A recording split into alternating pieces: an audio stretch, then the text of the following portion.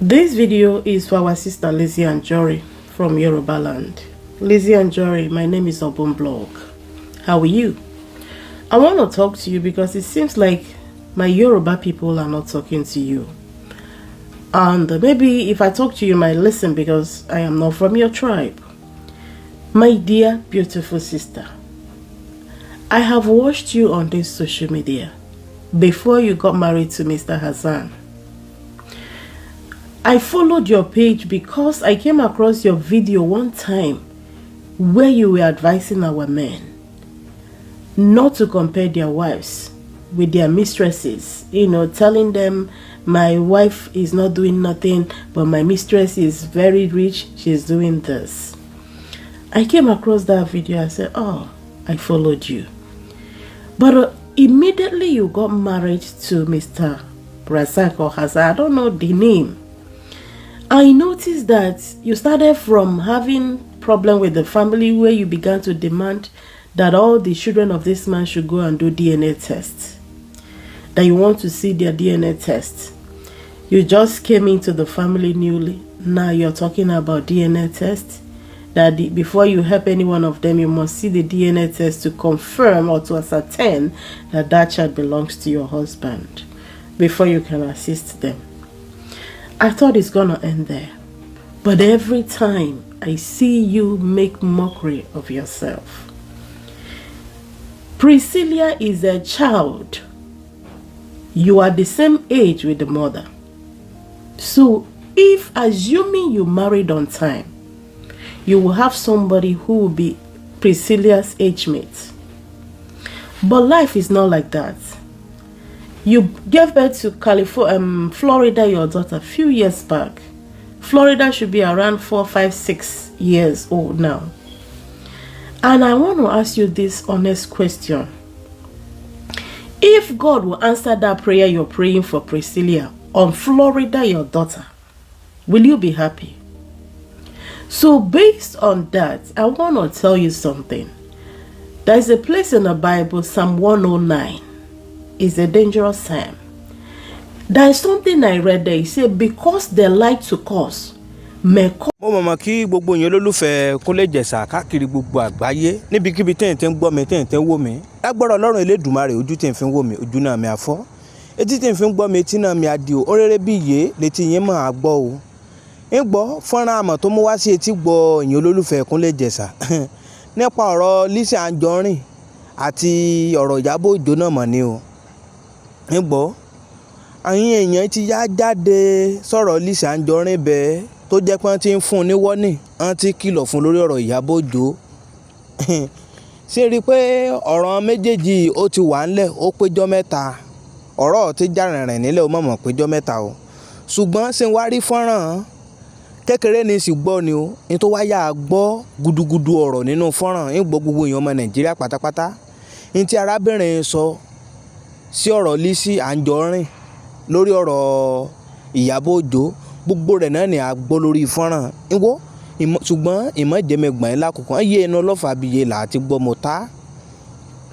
Ìwáyà gbọ́rọ̀ lẹ́nu arábìnrin orí ètò Kúnlé Ìjẹ̀ṣà náà ni wà níbi tá a ti mọ̀ mú gbogbo tó ṣẹlẹ̀ lórílẹ̀‐èdè Nàìjíríà tá a ti mọ̀ mú wá sí etí gbọ́ yín ìwọ fáǹfààní yín tètè subscribe sórí ètò kí yín náà jàǹfààní bàbá tó ṣe mú fọ́nrán wá fún gbogbo yín ọmọ Nàìjíríà lápapọ̀ ìfarabalẹ̀ kí n wo fọ́nrán látòkè délẹ̀ kí n share rẹ̀ kí n like ẹ̀yin náà bá fẹ́ sọ lórí ọ̀rọ̀ fọ́nrán kí n sọ sápò kọ́mẹ́ǹtì rẹ̀ ìwọ ìmọ̀jẹ̀mẹ̀gbà ẹ̀ lákòókò ètò wáyà gbọ́rọ̀ ń bó ṣe lọ.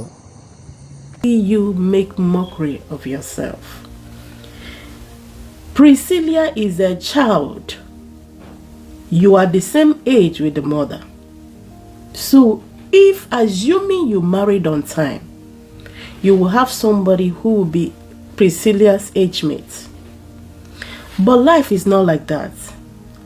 You gave birth to Florida, your daughter, a few years back. Florida should be around 4, 5, 6 years old now. And I want to ask you this honest, never depart from them. Which means anybody that is very good at laying curses on people, he will not depart from you, he will visit you back. So my dear sister, based on that, and I want to stand, even though I don't know Iyabo Ojo, no, the daughter one-on-one. But I want to stand here as a woman, as a mother, and I want to decree that all the curses you lay on Priscilla will not get to her, but it will reverse back and visit your own daughter. Priscilla is innocent. This young girl is innocent whatever you're having with her mother. If you want to have problem with Iyabo Ojo, go ahead. Two of you can exchange words. But for goodness sake, her kids are innocent. Please take them out from your shenanigan. Do you know why it hurts me? You are somebody who is in your late 40s. Because because I see you make most of your videos with all this filter something. If you make your video with this kind of normal camera I use, we will see your wrinkles. But because you usually use all these this thing to make your video, that's why we can't see your wrinkles. But there was a time I saw your normal picture or video. I was able to know that, oh, this woman is no longer a baby. Why do you constantly humiliate yourself? I want you to go back now. Go to your comment section. All those people you see there are not Iyabo Ojo's fans. I want you to look at those comments that used to say, this woman, I used to respect you. You are somebody I respect a lot, but this woman. I deleted the video right now because there is this brother that I respect, and that guy left a message on the video I posted this morning about somebody laying hands on Obi Cubana on his birthday. He said that thing on the comment section. I read it and I took down the video immediately. There is any human being who does not listen to advice will always end up making a grave mistake. So, Miss Lizzy or Mrs. Lizzy Ajorin, I want you to look for a doctor. You need a therapy. I don't really know what Mr. Hassan, your husband, is doing to you. Because this is not the Lizzy Ajorin I used to know years back. Or could that be a pretense because you're looking for a husband? As soon as the man showed up, you began to behave like this. You know, I don't know why you are very jealous of a small girl that you can give birth to. I saw how you were talking about her wedding. You brought her to your wedding picture that you did your own in America. You brought out your wedding picture. My dear sister, yes, you did your wedding in America. But you and I know. Your wedding gown is nothing compared to the wears this girl put on. How much did you spend? I live in America. I live in Maryland. You live in Florida. Things are not expensive compared to Maryland. Things are not expensive in Florida compared to Maryland. Why are you boasting? Why are you comparing your wedding with this small girl wedding? This girl is, for goodness sake, you can have her age mate. Just that because you married late does not give you the room to talk down on somebody's success. For goodness sake, that's a special day.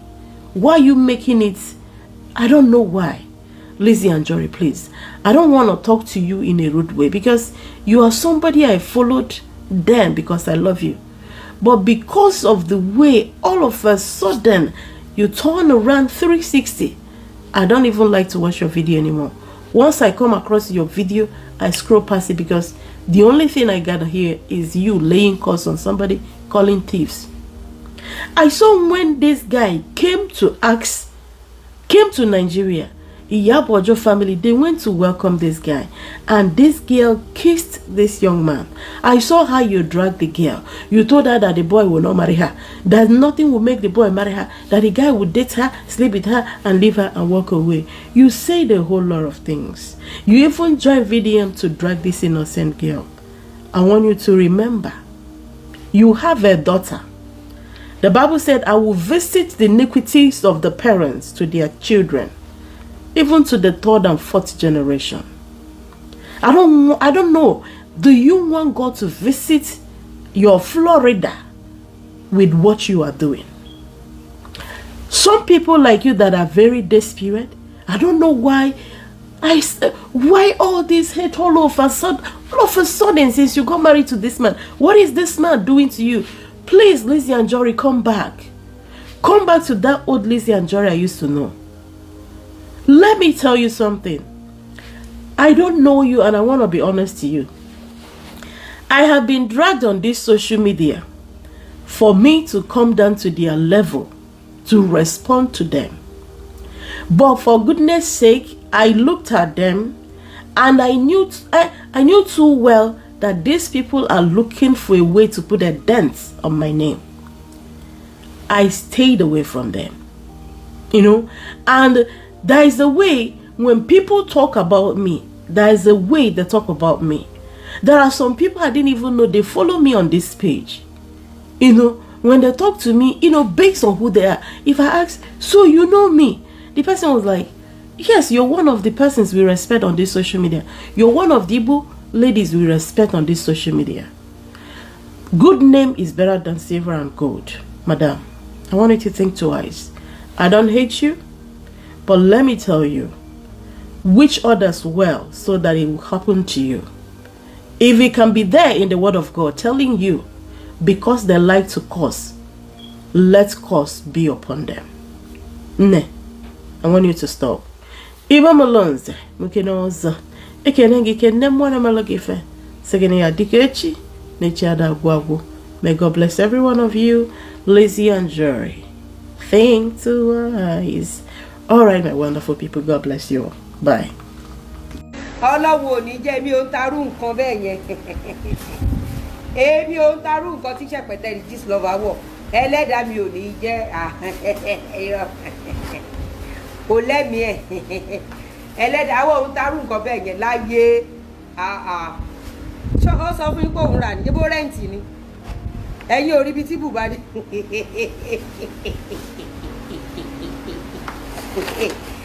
Èmi lọ tẹ́ bá ti rẹ́rìn mi ò rí rí kí apá bùbá bẹ̀rẹ̀ látọrùn kó wá parí sí after ọwọ́. O ṣe dáadáa rárá. Ìpápátí ẹkùn o ṣe yẹn rí rárá. Mo tiẹ̀ láìkí ẹ pé o tiẹ̀ ti ń gbọ́rọ̀ díẹ̀díẹ̀. O ti ń kúrò léegun. Alẹ́ mi nìyá yín sẹ́ẹ̀. Ṣẹ̀pẹ̀tẹ̀rì number 1 ló dúró yìí original. Ìwọ rí káwárí òhò rí. Wọn ò bí ẹ dáa. Pésẹ̀tà ló dúró yìí, alájà ẹ̀ ló dúró yìí, amúyangàn ló dúró yìí, ògo àgbáyé ló dúró yìí, lẹ́kṣọ́rà onípàṣọrin ló dúró yìí. Màá nù ẹ ní kòbókó ọ̀rọ̀ láwùjẹ, kò ní wáìsọ̀ kẹ̀. Àmọ́ sórí nǹkan tó máa ń ìwà tẹ́sábọ́ọ̀dù olórí búkọ náà lẹ́yìn méjèèjì. Gbogbo ẹ̀dá tó yẹ kó ṣe yín làánú lẹ̀ ti bá jà.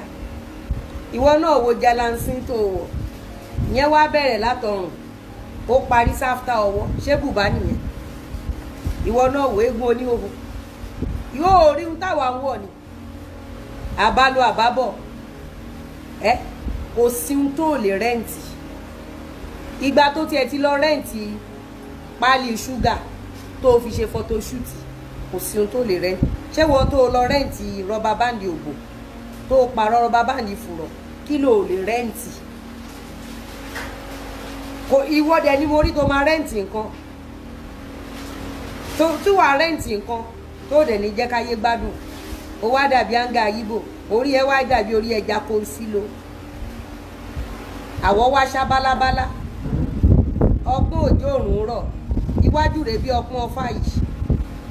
Ó wá ṣẹ̀yìn bí ìta àgbákọ. Ó ga fún ẹ o lè mú ẹ. Ó ṣẹ̀yìn bí ìta àgbákọ. Ó ga fún ẹ o. Ló fẹ́ ká yẹ. Ó lè mú ẹ. Ó ṣẹ̀yìn bí. Kò má lè rọ̀pá márùn-ún. Níbo lo ti fẹ́ rówó rà? Ǹgbà tẹ́ ẹ bá ti fẹ́ nu yẹran sọ́bẹ̀ kọjú ọjọ́ orí yín. Ayé ò ní mọ ibi tó bá ti fẹ́ ràn yín lọ́wọ́.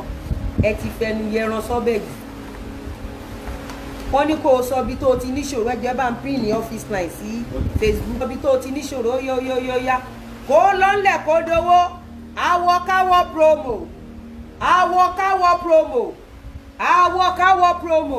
eruku Òṣòdì loading awọ́káwọ́ promo ẹ má rẹ́rìn sẹ́ ẹ ń ṣe báyìí kò sunwọ̀n kò ta rárá torí wọ́n ti lo kádàrá àyà ẹ̀ ló ṣe rò pé ó look so good, ó look so good. Sórí bùbá ni mo wọ̀ yìí. Come and collect this. Give me another one. You can sit down because of your own leg. You can sit down. Come and have this one. Then drag this table here so that I can be putting it there. Drag that table. Go. Sorry, I'm coming. Sorry, nǹkan tí mo wọ̀. Show run well. Show rap. Do èmi nìkan ni mo lè rán báyìí o. Ṣé o mọ̀ pé trend setter ni mí. Èmi nìkan ni mo lè wọ̀ báyìí. Sorry. Ìwọ náà wò Oro. Ngbà tí ẹnu bùbá let me take this one. Ngbà tẹnu bùbá bá bẹ̀rẹ̀ láti bí. Ìwọ náà wò. Níbo lo ti rírú ẹ̀? Ìwọ náà wò. Alápá gbọgbọrọ tó ń yọ ọmọ ẹ̀ lọ́fìn ayé. Alápá gbọgbọrọ tó ń yọ ọmọ ẹ̀ lọ́fìn ayé. Ìwọ náà wò. Ìwọ oníṣì. Oro look so nice. Ìwọ náà wò. Alápá gbọgbọrọ. Bí o bá máa rẹ́ǹtì aṣọ, wà rẹ́ǹtì tó bẹ́ẹ̀ mu. Wà rẹ́ǹtì tó bẹ́ẹ̀ mu. Kò ṣe pé o máa wá ìwọ náà wò. Tí o bá sí pé ṣikolofa madness ìyá ẹ̀ kò tí ì tán lára ẹ̀ wò. Ìwọ náà wò. Omi ìgbà mi wà téèyàn máa rẹ́ǹtì kan tó bá yàn mú tí ó bá bá wọ̀ mú ńkọ́. Okay. Bọ́ kò bá láwọ̀ mu, kò bá lára mu, kò bá láyé mu. Ìwọ náà wò. Báwo ni wọ́n ṣe máa ṣe báyìí? Eruku Oshodi promo. Eruku Oshodi promo. Eruku Oshodi promo òun rèé. Eruku Oshodi promo. Ó ti sáré kọjá kádàrá ṣẹpẹtẹ́rì. Ta ló dá lọ́ọ̀fù bòmí ní Instagram o. Ayé bá mi ṣe something. Abuké ó yẹ ẹ̀yin ò mọ nǹkan tó mú ṣẹpẹtẹ́rì wá. A sọ fún yín. Ṣé rí ibi tó ti ń ta pẹpẹ súùpù? Ọmọ iṣẹ́ tó ṣubú sínú gọ́tà tó lóun dáṣì ní kẹ̀kẹ́ márúwá àbí kí lorúkọ ẹ̀. Mọ táwọn èèyàn ṣe lọ jẹ pẹpẹ súùpù lọ́dún ẹ̀. Òun rèé Eruku Oshodi. Ó ń fi omi menstruation ṣe pẹpẹ súùpù. Ẹni èé o. Òun rèé Eruku Oshodi promo. Ṣẹ́rí tóbìnrin bá ti ya ọ̀lẹ bí ìṣẹ̀pẹ̀tẹ̀rì kò sí nǹkan tí ó lè ṣe. Àwọn kan wà wọn ò níṣẹ́ lọ́wọ́ nítorí wọ́n nídìí kápítà kékeré. Tí wọ́n bá rí owó kékeré wọ́n á bẹ̀rẹ̀ iṣẹ́. Bọ̀ṣẹ́ rí ṣẹ̀pẹ̀tẹ̀rì àròpin ni àti rò yẹn pin. Tẹ́ ẹ bá fún ṣẹ̀pẹ̀tẹ̀rì ní £1, á fi £1 yẹn á máa fi sáré ẹ̀mí yín bó ṣe máa gba owó. Ohun tó bí ṣẹ̀pẹ̀tẹ̀rì dé nìyẹn. Ǹgbà táwọn àwọn ọmọọṣẹ́ ẹ̀ náà ló jẹ́ àwọn èèyàn tó wá ń jẹ pẹpẹ súùpù síbẹ̀. Ọ̀gá ń dá nǹkan oṣù ẹ̀ pọ̀ àwọn èèyàn pa àwọn rí pé pẹpẹ súùpù yìí lámì. Pẹpẹ súùpù lámì. Àwọn ọmọọṣẹ́ wá ní nǹkan oṣù ọ̀gá wa lámì o. Ṣé mọ̀ pé pé nǹkan oṣù ọ̀gá wa tíìkì tó bá dà pọ̀ mọ́ pẹpẹ súùpù gbogbo ẹ̀ lọ bí ó ṣe yẹ kó lọ. Ṣó dáa kéèyàn máa ṣe rí gbogbo ẹ̀dá tó bá ti sáré kọjá kádàrá ó máa pọ́n láṣọ. Ó padà máa lọ rẹ́ǹtì aṣọ oversize ní Yasin pé ó bá ti sáré. Sórí ìwọ obìnrin tó jẹ́ pé kó o po menstruation pọ̀ pẹ̀lú oúnjẹ, wo ìgbésí ayé ṣẹ̀pẹ̀tẹ̀rì, wo bí orí ẹ̀ ṣe kù. Orí ẹ̀ dàbí orí tùtùrúkù gbàdó. I'm not joking o. Nǹkan tí gbogbo àwọn olóṣèlú yẹn fi ya fún nìyẹn. Gallon ló fi ń gbé nǹkan menstruation ẹ̀ wá tó ń dà sí aláta súẹ́súẹ́ tó lòun ń ta. Bọ̀dá wa Mílò nígbà tó bẹ̀rẹ̀ sí ní lérí oògùn sí bọ̀dá ti kọ́kọ́ ya dànù ó ṣẹ̀ wá lérí oògùn. Wọ́n ròyìn wọ́n ní nǹkan oṣù ṣẹ̀pẹ̀tẹ̀rì ó lami ju ilá kò lọ́bẹ̀ lọ. Nǹkan oṣù ẹ̀ ó lami dànù. Òun lẹ ṣe rí wípé ó ta pẹpẹ súùpù olùlẹ̀. Ǹjẹ́ ìrẹ́ anybody ó wá ní bírọ́dà wa kan lórí àwọn ra pẹpẹ súpù egungun ló irọ́ ẹran ni ò bá sáàbù yín ẹran ni ò bá sáàbù yín ẹ̀yin tẹ́ ẹ lọ sọ́dọ̀ yóò kóńgà àwọ̀káwọ̀ ìpápátẹ ẹ̀pọ̀n tẹ́ ẹ lọ bẹ̀ ẹ̀yin ò yé lọ rẹran kẹ́ẹ̀sì inú ilé yín kẹ́ẹ̀dá kọrí àti táìmù sí ṣe ìyẹn sọ ìrí tẹ́ ẹ rí yẹn ìyẹn jẹni tó lè ṣiṣẹ́ ìyẹn sọ fún ìrè báyìí kí lẹ lọ ṣe ń bẹ̀ ó yọ fún yín o gbogbo yín tẹ́ lọ jẹ pẹpẹ súpù ń bẹ̀ nǹkan oṣù lẹ lọ jẹ o. ń gbọ́ ìyẹn olólùfẹ́ Kúnlé Ìjẹ̀ṣà káàkiri gbogbo àgbáyé ibi tá a máa fi àdàgbẹ́ tó sọlẹ̀ sí ni yéé lé ní o bí bá tó ṣe lọ lórí ọ̀rọ̀ Lizzy Ajorin àti Ìyábọ̀ Òjó ìwò àmọ̀mọ̀ tó jẹ́ kí n gbọ́ o ṣùgbọ́n ìmọ̀ gbàgbé kí n bá a share fọ́nrán kí n bá a like rẹ̀ kí n bá a kọ́mẹ́ǹtì rẹ̀ orí ètò Kúnlé Ìjẹ̀ṣà náà ni wà kí n subscribe sórí rẹ̀ lágbọ́rọ̀ Ọlọ́run Elédùmarè bẹ́ẹ̀ ṣe ń ṣe yìí ọwọ́ tẹ̀ mọ́ ṣe yìí oríire ni àmọ́wọ́ ń ṣe lọ́dún èmi àṣàṣe tí o ìwọ ìmọ̀jẹ̀mẹ̀gbà ńlá kọ̀kọ̀ ibi tá a dánu ọ̀rọ̀ hàn dúró nìyẹn o ire o.